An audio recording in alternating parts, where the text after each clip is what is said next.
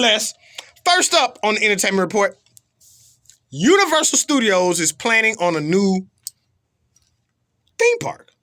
And this is courtesy of People.com. Universal has announced plans for a new theme park that is unlike any other in the world. And that was according to their press release.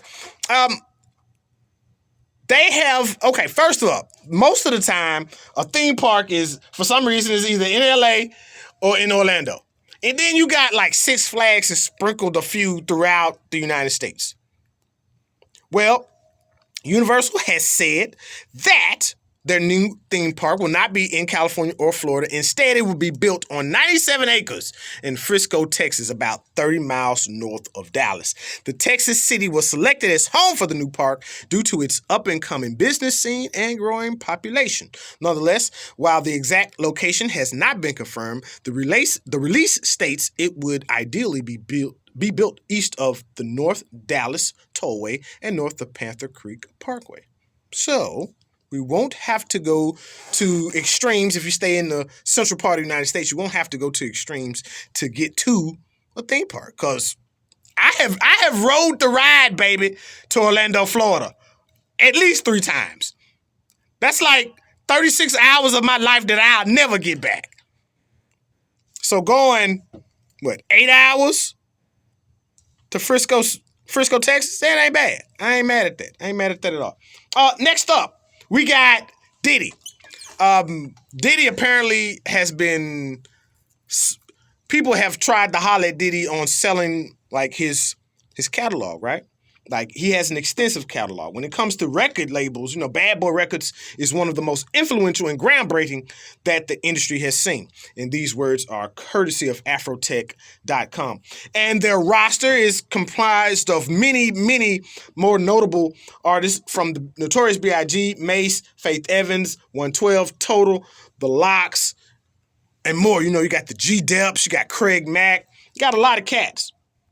Well, recently, Afrotech spoke with Dan Runcie. And Dan Runcie was talking about, what the thought is that Diddy is going to do with his label and what he's going to do with that catalog, that very extensive catalog.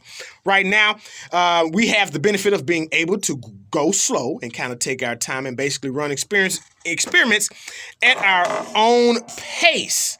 So they're not really about to sell anything right now, but it looks like there may be a time to come.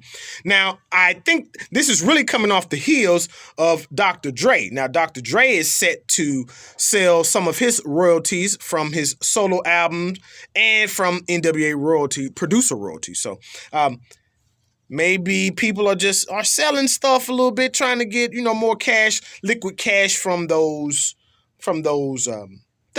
music. So big shouts out to Diddy selling some of his catalog off. All right, lastly on the entertainment section. Every now and then, the debate lights back up. It never goes out completely. It just smolders, and then somebody blows breath on it, and whoosh, it's back engulfing Twitter again.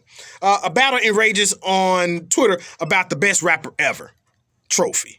And I'm telling you, it's just like the GOAT of NBA. It's always, like I said, it's always going to be inflamed. Well, one rapper, Tierra Whack, she said that Eminem is the best rapper, whether you can relate to him or not.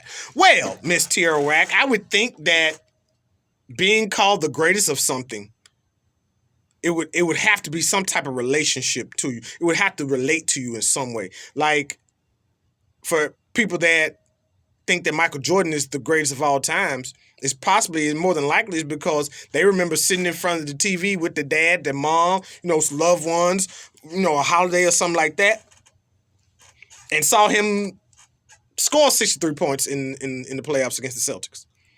Or maybe they remember how emotional he was after winning the NBA championship after his father had passed away the following year. So relationship ties do mean a lot. Now, what she's really speaking to is the fact that a lot of people say that Eminem's music is rather dark and this is not something that you really play a lot of. I get that as well. I mean, I ain't gonna lie to you, I've never bought an Eminem album. And the only song that I really liked besides some of his features was Stan. I thought Stan was like one of the most awesome songs ever. Like, especially if I love the video as well. Like how he writes from that second person point of view and describes this person that is really spiraling out of control. It's one of the greater things that I can personally say I've heard. Do I think Eminem is the greatest rapper of all time? That's for another debate. We'll be back with more on the Surround Sound Podcast. More Gangsta Boom music, y'all.